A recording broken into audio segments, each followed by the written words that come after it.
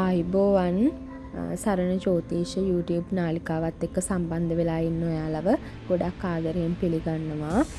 ඉතින් අපි බලමු 2026 පෙබරවාරි 2 වෙනිදා ඉඳලා පෙබරවාරි 8 වෙනිදා වෙනකන් මේ ලැබෙන සතිය ඔයාලට කොහොමද කියලා. ඉතින් මේ පොදු ලග්න පලාපලයක් බව තරයේ සිහි තබාගෙන මෙම වීඩියෝ එක ඉදිරියට නරඹන්න කියන ආදරණීය ඉල්ලීම මත අපි බලමු එහෙනම් වෘෂභ ලග්න හිමි ඔබට මේ සතිය කොහොමද කියලා.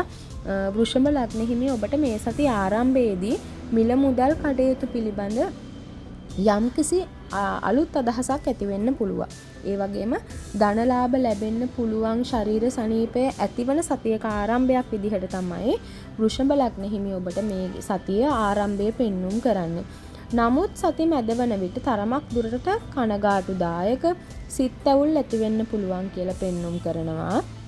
ඒ වගේම උදරාබාධයක් ඇති වෙන්න පුළුවන් කියලා පෙන්눔 කරන නිසා ගන්නා කියන ආහාර කල්පනාවෙන් අරගන්න පිරිසිදු අරගන්න කියලා මතක් කිරීම මං වෘෂභ ලග්න හිමි ඔබට කියනවා. ඉතින් නින්දට බාධාවක් හෝ නින්ද නොයාමක් ඇති වෙන්න පුළුවන්. කල්පනාවෙන් හා ඉවසීමෙන් කාලය ගත කරන්න ඕනේ සතිය මැදක් කියලා පෙන්눔 කරන වෘෂභ ලග්න හිමි ඔබට. ඒ වගේම සතිය අගවන විට අධික වියදම් ධන හානි ඇති වෙන්න පුළුවන් කියලා පෙන්නනවා.